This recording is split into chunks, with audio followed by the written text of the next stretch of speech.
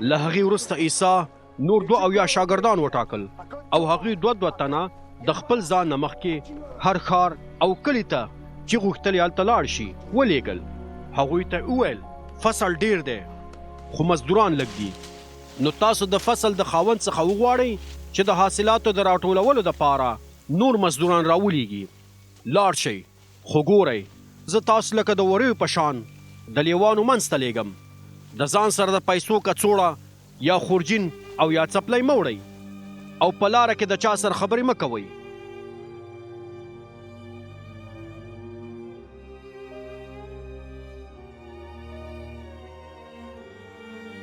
کله چې کوم کور ته ننوځئ نو لومړی داسې ووایئ په دې کور کې د سلامتي وي. که چیرې هلته کوم سوله خوښونکی کس وي نو ستاسو سلام به په هغه باندې وي، او که نه نو هغه سلام به بیرته تاسو ته راوګرځي.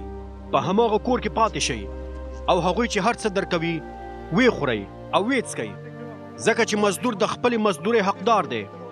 کور په کور مه ګرځئ.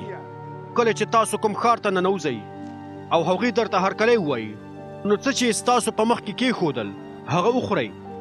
د هغه ځای ناروغان روغ کړئ او خلکو ته ووایئ چې د خدای پاچاهي تاسو ته نږدې شوې ده.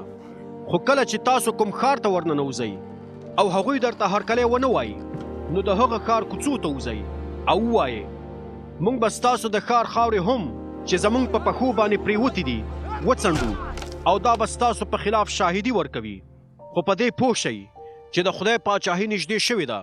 زه تاسو ته وایم چې د قیامت په ورځ به د سدوم د خلکو سزا د دې ښار د خلکو د سزا څخه کمه وي.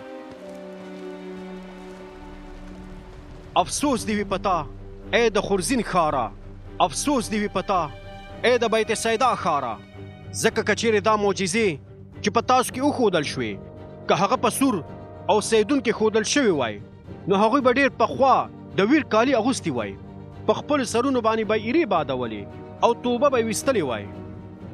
خو د قیامت په ورځ به د سیدون او سور د خلکو سزا ستاسو د سزا څخه کمه وي.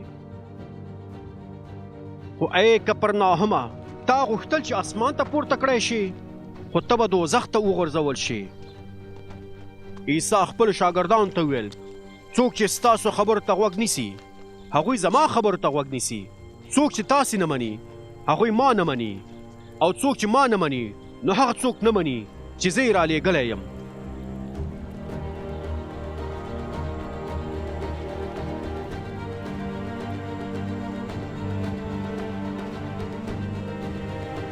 بیا هغه 2 شاګردان په خوشحالۍ سره بیرته راستانه شول او ویل استاذه حتی پیریان هم ستا د نوم په یادولو سره زموږ تابع کیږي. عیسی هغوی ته په ځواب کې وویل ما ولیدل چې شیطان څنګه لکه د برېښنا په شان له اسمانه راوغورځېد. واورئ ما تاسو ته واک او اختیار درکړی چې ماران او لړمان تر پښو لاندې کړئ او د دښمن ټول قوت مات کړئ. هیڅ شی تاسو ته زیان نشي رسولی. خو په دې مه خوشحالېږئ چې پیریان تاسو ته تابع کیږي، بلکې په دې خوشحاله اوسئ چې ستاسو نومونه په جنت کې لیکل شوي دي. په هغه وخت کې عیسی په روح القدس کې خوشحالي وکړه او ویل ای پلاره ای د ځمکې او اسمان څښتنه زه ستا شکر کوم چې دا خبرې دې د پوهو او هوښیارو خلکو څخه پټې کړې او ناپوهو خلکو ته دې ښکاره کړي دي. و پلاره دا ستا رضا وه. زما پلار هر څه ما ته راسپارلي دي. هیڅوک له پلاره پرته زوی نه پیژني او نه څوک پلار بې له زویه پیژني، او پرته له هغه چا چې زوی وغواړي ورته ویې ښایي. کله چې هغوی یوازې وو نو عیسی هغوی ته مخ راواړو او ورته ویې ویل بختوري دي هغه سترګې چې هغه څه ویني چې تاسو یې وینئ.